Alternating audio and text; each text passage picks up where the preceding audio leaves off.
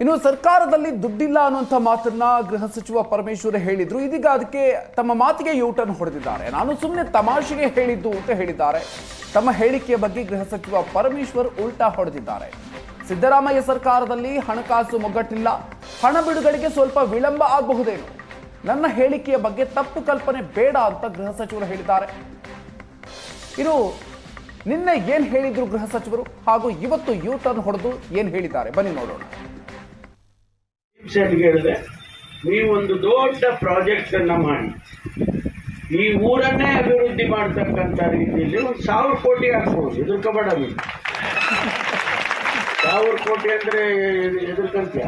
ಬಾದಾಮಿಯ ಪಟ್ಟಣವನ್ನೇ ಅಭಿವೃದ್ಧಿ ಮಾಡ್ತಕ್ಕಂಥ ರೀತಿಯಲ್ಲಿ ಒಂದು ಪ್ರಾಜೆಕ್ಟ್ ಅನ್ನು ಮಾಡಿ ಕೇಂದ್ರಕ್ಕೆ ಕಳಿಸ್ಕೊಡೋದು. ನಮ್ಮ ಹತ್ರ ದುಡ್ಡಿಲ್ಲ, ಸಿದ್ದರಾಮಯ್ಯ ಹತ್ರ ದುಡ್ಡಿಲ್ಲ, ಸಿದ್ದರಾಮಯ್ಯ ಹತ್ರ ದುಡ್ಡಿಲ್ಲ. ಈಗ ನಾವೆಲ್ಲ ನಿಮಗೆ ಕೊಟ್ಬಿಟ್ಟಿದ್ದೀವಿ. ಪ್ರಯತ್ನ ಮಾಡ್ಕೊಂಡಿದ್ದೀನಿ. ಬಡ್ಜೆಟ್ದು 4,9,00,000 ಹಣ ಬಡ್ಜೆಟ್, ಹೆಚ್ಚು ಬಡ್ಜೆಟ್ ಕೊಟ್ಟಿದ್ದಾರೆ.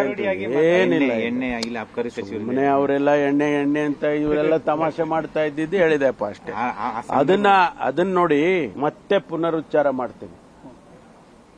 ಸಿದ್ದರಾಮಯ್ಯನವರು 4,09,00,000 ಹಣ 4.09 lakhs crores ಆ ಬಡ್ಜೆಟ್ ಅನ್ನ ಕೊಟ್ಟಿದ್ದಾರೆ. ನಾನು ಭಾಷಣದಲ್ಲೂ ಹೇಳಿದ್ದೇನೆ, ನಮ್ಮ ಹತ್ರ ಯಾವುದಕ್ಕೂ ಹಣದ ಕೊರತೆ ಇಲ್ಲ. ನೀರಾವರಿಗೆ 22,000 ಕೋಟಿ ಬಡ್ಜೆಟ್ ಅಲ್ಲಿ ಕೊಟ್ಟಿದ್ದಾರೆ, ಅಲೋಕೇಶನ್ಸ್ ಮಾಡಿದ್ದಾರೆ. ನಾವು ಗ್ಯಾರಂಟಿಗಳನ್ನ ಬಡ್ಜೆಟ್ನಲ್ಲೇ ತಂದಿದ್ದೇವೆ.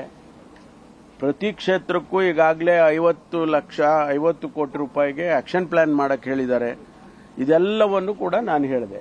ಸಣ್ಣದಾಗ ಅವ್ರು ಯಾರೋ ಮಾತಾಡುವಾಗ ಆ ರೀತಿ ತಮಾಷೆಗೆ ಅವ್ರು ಹೇಳಿದ್ರು ಅಂತ ನಾನು ರಿಯಾಕ್ಟ್ ಮಾಡಿರ್ಬೋದು. ಆದರೆ ನಾನು ಅಧಿಕೃತವಾಗಿ ಹೇಳ್ತಾ ಇದ್ದೀನಿ, ನಮ್ಮ ಸರ್ಕಾರದಲ್ಲಿ ಯಾವುದೇ ರೀತಿಯ ಆರ್ಥಿಕ ತೊಂದರೆ ಅಥವಾ ಆರ್ಥಿಕ ಮುಗ್ಗಟ್ಟು ಇಲ್ಲ.